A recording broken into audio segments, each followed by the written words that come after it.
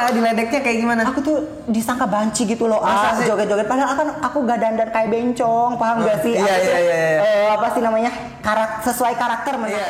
Kayak misalkan.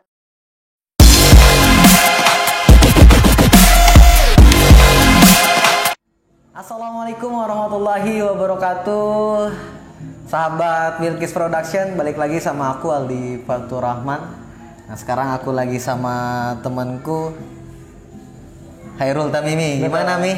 Sehat? Alhamdulillah. Kakak gimana? Alhamdulillah sehat. Tadi harusnya kita sampurasun dulu dong kak, kan kita orang Sunda. Sampurasun ya? Iya. Oke, kita ulang. Ulang lagi yuk. Kita ulang. Sampurasun itu apa? Jawab salam. Salam Sunda. Salam Sunda. Terus kalau kita coba salam dulu. Assalamualaikum warahmatullahi wabarakatuh. Sampurasun. Nah, ada jawabannya kak. Apa tuh jawabannya? Rampes. Bukan kempes. Oh. Rampes. Kadang kan aku pernah ya waktu itu jawab sampurasun. Temen aku ada yang jawab kempes. Jadi kan orang-orang pada ngakak gitu kan, dikira ban kempes, ban bocor. Oh, berarti kalau orang Sunda gitu ya? Iya, jawabnya sampurasun. Jawabnya rampes. Oh, berarti kayak salam. Kalau Islam kan assalamualaikum, jawabannya waalaikumsalam. Oke, sampurasun sahabat Bilkis Production. Jawab ya, rampes. Rampes. Nih, gimana? Aktivitas sekarang ngapain aja? Aktivitas hari ini alhamdulillah ngajar di sanggar. Ngajar ngelatih, terus tampil di acara hajatan. Alhamdulillah sekarang kan sudah mulai kembali normal ya. Ya, di kondisi pandemi seperti ini. Namun masih jarang gitu yang membuka hajatan kayak gitu, masih terbatas kayak gitu. Iya, sahabat production, Tamimi ini budayawan atau aktivis lah ya, masih muda dan menjadi aktivis ya, melestarikan kebudayaan tradisional Sunda ya, khususnya tari-tarian dan musik ya. Musik Sunda. Kenapa kok bisa tertarik sama budaya, kan anak modern sekarang gitu ya, udah canggih ya, serba modern, serba canggih, kamu kok malah back to tradisional? Oke. Aku sebenarnya suka tradisional itu dari kecil, dari sejak SD, karena aku tuh sudah dikenalkan sama tarian-tarian tradisional oleh orang tuaku yang pertama. Nah, kemudian aku tuh melihat di salah satu stasiun televisi acara Indonesia Mencari Bakat. Kakak tahu ya Sandrina? Iya. Aduh, kalau nginget-nginget Sandrina sekarang udah luar biasa ya. Udah luar biasa sekali. Jadi aku tuh udah kayak gede dia. Udah gede banget. Kayak tertarik gitu ngelihat Sandrina itu, wah gitu, melestarikan tradisional gitu, sudah terkenal sampai ke seluruh Indonesia. Sandrina itu tarian Jaipong ya? Betul sekali. Kebetulan aku juga suka banget kak sama Jaipong. Bisa dong. Oh iya, penari, lupa ya. Itu ya kenapa suka. Terus udah berapa lama nih ngegelutin tari? Aku dari menggeluti seni tari itu dari lulus SD. Lulus SD itu kelas 6 ya. Iya. Kelas 6 lulus, aku langsung ikut sanggar di Bogor. Kemudian dari situ ikut eskul juga di sekolah. Terus sampai SMA dan sampai kuliah sekarang aku masih ikut tradisional seni tarinya. Waduh, luar biasa. Dan sampai ke kampus juga aku masih ikut gitu. Sering ikut di sanggar di kampus? UKM.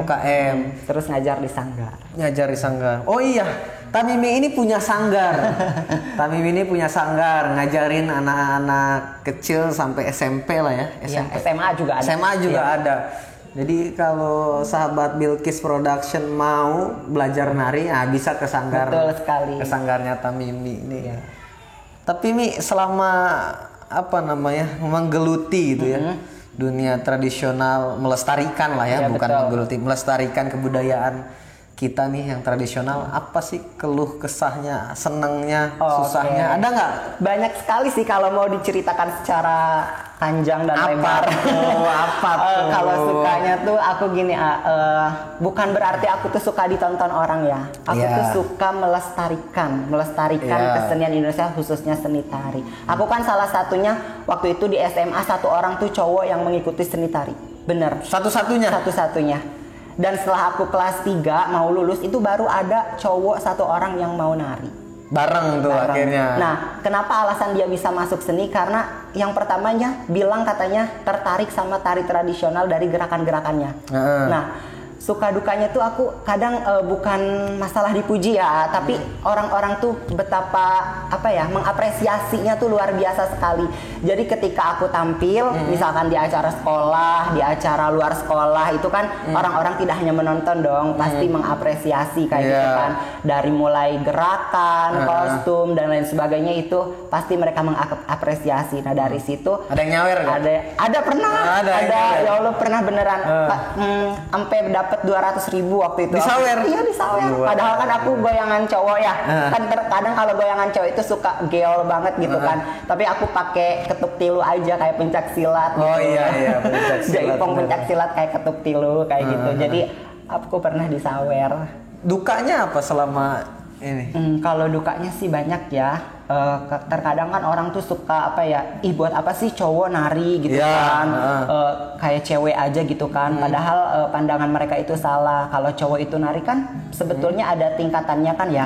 Misalkan kita kalau misalkan belajar tarian cowok ya gerakannya cowok, tarian cewek ya gerakannya cewek gitu kan. Terus aku juga pernah diejek sama temen gitu Apa kan. tuh?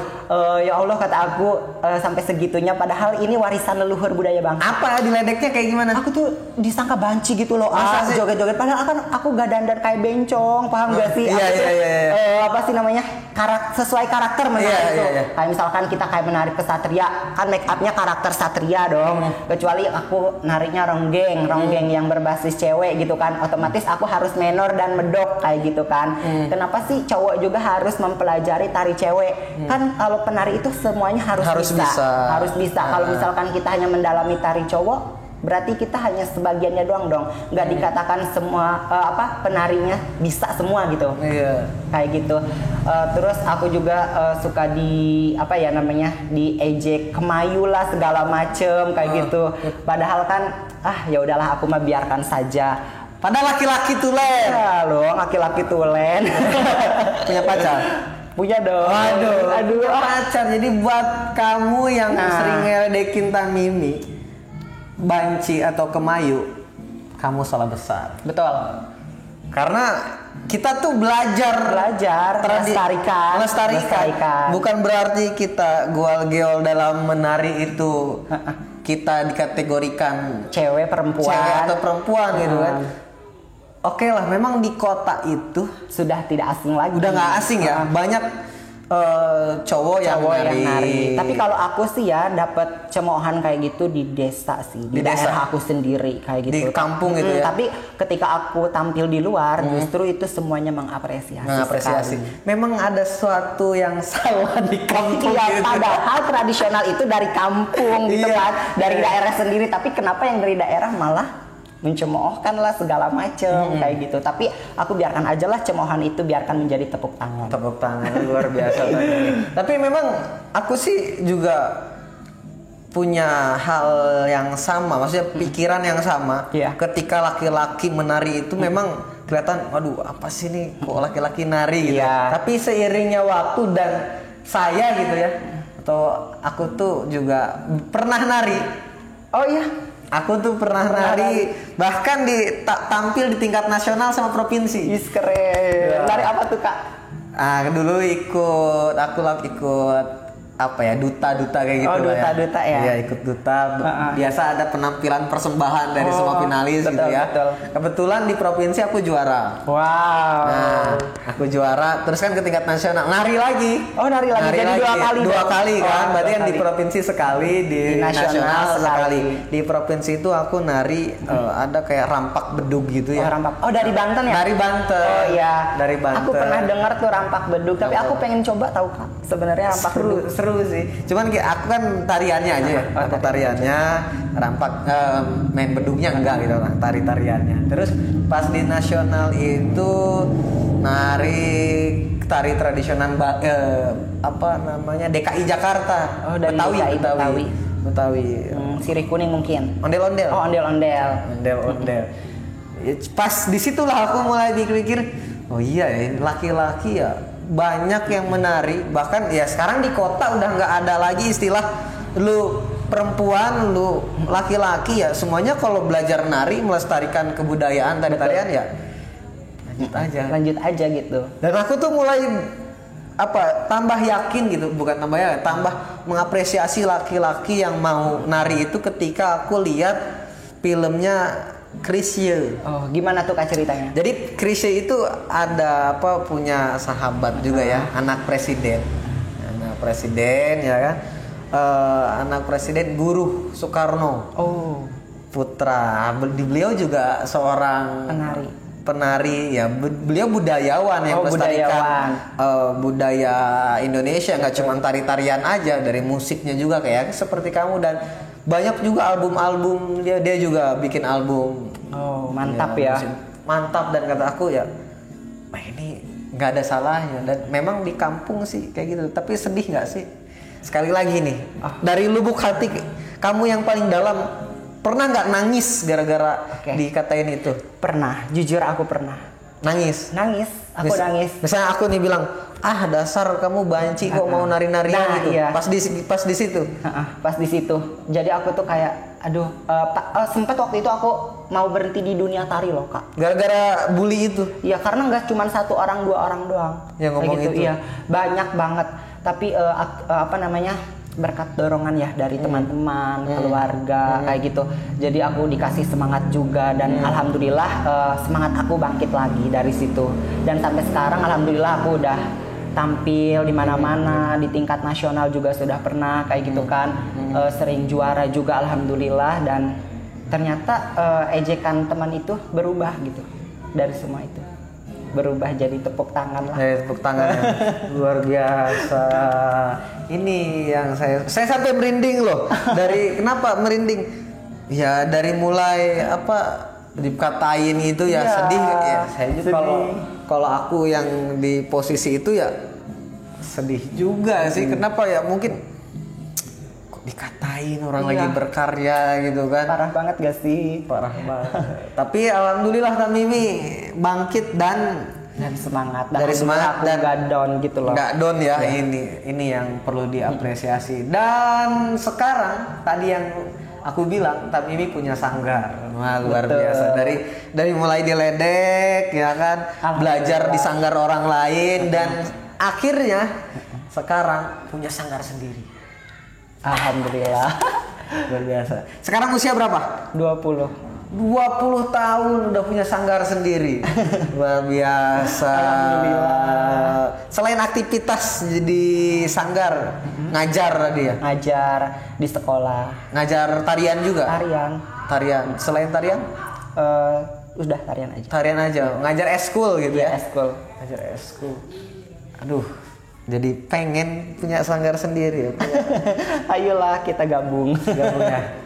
Bisa nunjukin ini tari apa gitu yang tangan lah, gerakan. Bisa dong. Gimana kalau nggak berdiri, ada nggak gerakan tarian tradisional yang nggak berdiri? Gimana? Selut. Nah, ini salah satu gerakan selut. Tuh, gini. Iya, dibuka, ditutup, dibuka lagi, ditutup. Dibuka, nah, terus ditutup. Oh, gimana? Dibuka, ditutup gini. Ditutup, dibuka lagi, dibuka lagi, ditutup lagi, ditutup lagi, dibuka. Nah, susah itu ya. Kalau aja kalau depan belakang.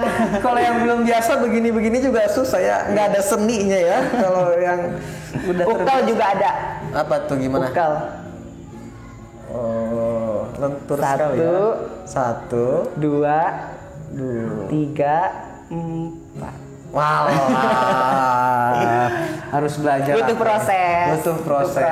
Soalnya dulu juga nari aku dipaksa juga ya. Kalau disebut dipaksa ya dipaksa. Karena memang nggak pernah nari. Karena memang harus ada tarian atau ada persembahan gitu ya.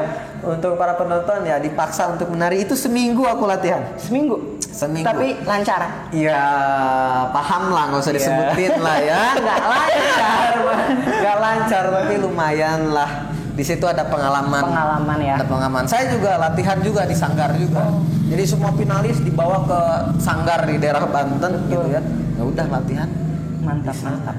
ada pengalaman ya Kak. Ada pengalaman. Nah sebetulnya para maestro tari juga kan ada yang cowok juga Kak. Banyak justru itu. Makanya kan. Coba kalau misalkan yang kemarin tuh yang ngejek aku kasih tahu bahwasannya maestro tari itu cowok. Banyak yang mereka cowok. tuh gimana ya ekspresinya? Soalnya aku belum pernah loh ngasih tahu ke mereka. Gak pernah ngelawan ya? Maksudnya nggak pernah ngebantah ya? Udah aja lah. Udah aja lah. Siapa tahu nanti tahu sendiri. Tapi kayaknya belum deh. Memang tapi sampai sekarang nih di tahun 2020 ini di kampung masih kayak gitu di kampung. Alhamdulillah sih belum pernah dengar lagi. Belum pernah dengar lagi. Berarti udah mulai terbiasa gitu ya. Oh iya, kebetulan kemarin kan aku ya pertama kali tampil di kampung seusia aku nih. Kalau kecil kan sering gitu ya. Kalau semasa SD, tapi aku tuh kayak bukan tari tradisional gitu loh. Kayak masih hip hop dance. Tapi aku tuh gak tertarik gitu loh. Kenapa ya? Aku tuh sukanya kayak tradisional, tradisi kayak gitu. Nah, kebetulan kemarin pas HUT RI ke-75 aku ikut tampil di desa sendiri, di desa aku gitu kan. Di Blok Pancur lah, Cibeteng Muara kayak gitu. Nah aku nari tradisional penontonnya luar biasa. Banyak yang suka. Banyak banget kayak gitu. Aku sempat kaget gitu kan sama teman-teman aku, sama ada murid aku juga yang ikut nari satu kelompok sama aku gitu kan. Dan itu cuman persiapan 2 jam. Persiapan 2 jam. Tahu gak sih panitianya tuh langsung ke sini nyamperin karena ada sanggar baru gitu kan di Cibeteng Muara dan dia minta buat untuk pembukaan tampil acara 17 Agustus itu kan. Padahal nggak punya rencana tadinya. Nggak punya sama sekali. Dan kebetulan pada saat itu murid-murid aku sedang latihan di sanggar. Otomatis kan banyak dong, nggak cuma 1 orang 2 orang kayak gitu. Dan akhirnya panitia datang ke sini dan tiba-tiba harus pembukaan kayak gitu kan, diminta untuk pembukaan sanggar seni aku kayak gitu. Luar biasa. Kok ini bedanya yang profesional sama yang nggak profesional. Kalau diminta buat nari langsung bisa. Tapi alhamdulillah lancar dan tetap mengikuti protokol kesehatan kok. Alhamdulillah. Itu yang terpenting sekarang. Karena kondisinya sedang pandemi. Tapi gara-gara itu ya, gara-gara banyak yang bilang tadi ya banci dan sebagainya, akhirnya sekarang bisa seperti ini dan lambat laun mungkin udah banyak yang paham ya. Gimana? Paham. Apa ada juga sempat yang nanya ke aku apa sih namanya kayak gini tuh ngehasilin gak sih kayak gitu kan. Sempat ada yang nanya gitu. Sebenarnya aku tuh bukan sebenarnya aku tuh hidup untuk seni, bukan seni itu untuk hidup. Kayak gitu.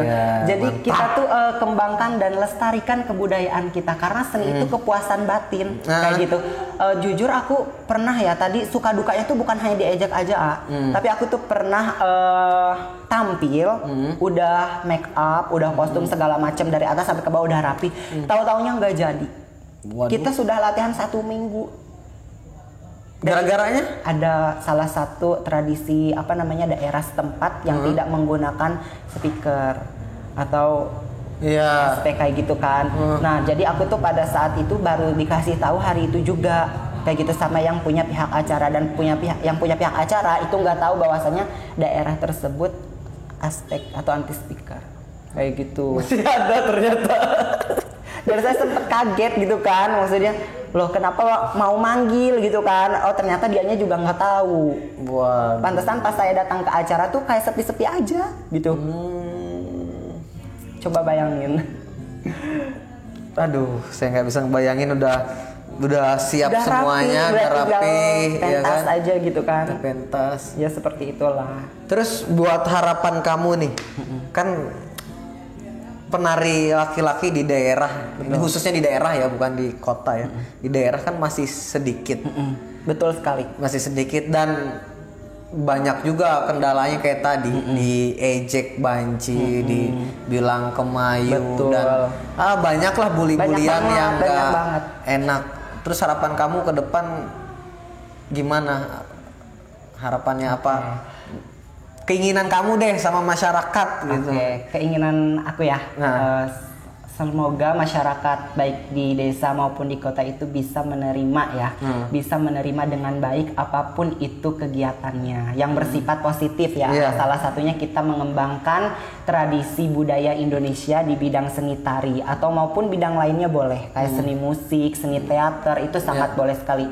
Harapan aku masyarakat dapat menerima dengan baik Meskipun ada beberapa anggota masyarakat yang kurang setuju ya dengan ini itu, tapi haruslah masyarakat menerima itu dengan baik kayak gitu. Jadi terbuka lah kayak gitu. Terus generasi penerus khususnya di daerah itu harusnya mencintai tradisi budaya Indonesia, karena kan kebanyakan ya warisan leluhur budaya itu dari daerah kayak gitu, dari daerah, warisan nenek moyang kita itu dari daerah kita sendiri kayak gitu. Jadi harusnya jangan melupakan generasi muda saat ini. Justru kita sebagai generasi penerus bangsa harus melestarikannya. Wah, itu. Jadi siapapun, mau laki-laki mau perempuan, ini waktunya kita untuk melestarikan kebudayaan kita.